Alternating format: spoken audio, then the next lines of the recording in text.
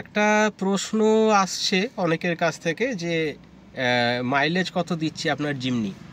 তো দেখুন, আমি একদম স্পষ্টভাবে বলছি এবং আপনাদের অ্যাটলিস্ট আমি এটাও দেখিয়ে দিচ্ছি। প্রথম কথা হচ্ছে যে আপনার সিটির মধ্যে, শহরের মধ্যে যদি চালানো হয় তাহলে আমার ক্ষেত্রে যে মাইলেজটা দিয়েছে সেটা মোটামুটি 12 কি 13 kilometre per litre in petrol. অবশ্যই এটা একমাত্র পেট্রোল ভেরিয়েন্টে আসে।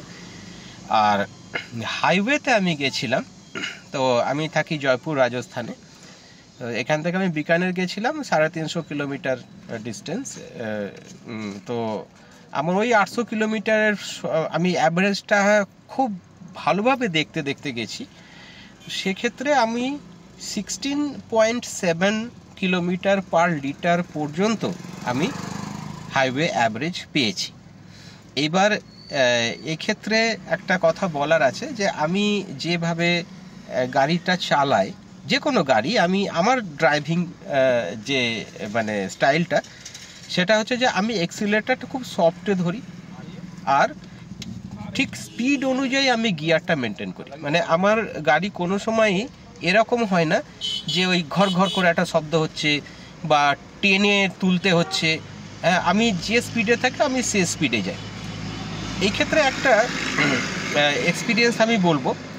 আমি প্রথমে, কারণ একটু ঠান্ডা ছিল, তো ঠান্ডা ছিল বলে আমি প্রথমে ভাবছিলাম যে আচ্ছা এসিটা অফ করে যাওয়া যায়, এসিটা অফ করে যায়, তাতে মাইলেজ বেশি পাবো, খুব একটা বেশি হবে না। কাঁচটা সামান্য একটু মানে এরকম খুলে রেখে যাচ্ছিলাম, প্রায় 50-60 কিলোমিটার সেরকম গিয়েছি।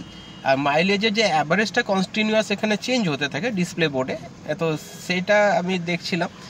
তারপরে দেখলাম যে না, ঠিক ভালো লাগছে না, বাইরে থেকে কিরকম একটা শব্দ আসছে, হাওয়ার শব্দ আসছে। তো তখন আবার আমি এসিটা চালালাম, কমপ্লিটলি আমি এসিতেই গেছি এসছি।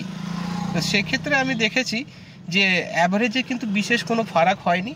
হ্যাঁ, আমার ওই 16.4, 16.5, 16.6, 7 এইরকমই আমার অ্যাভারেজটা দিয়ে চলেছিল। আর অ্যাভারেজ স্পিড আমার মোটামুটি 70 to 80 ছিল। এক্ষেত্রে এটাও আমি বলবো যে যেটা আমি লক্ষ্য করলাম যে 50 বা 60 কিলোমিটার পার আওয়ার স্পিডে আমার অ্যাভারেজটা কম আসছিল। যখন আমি 70-80 অ্যাভারেজে যাচ্ছি, মানে স্পিডে যাচ্ছিলাম, তখন কিন্তু আমার ডিসপ্লে বোর্ডে এই মাইলেজটা কিন্তু বেশি শো হচ্ছিল।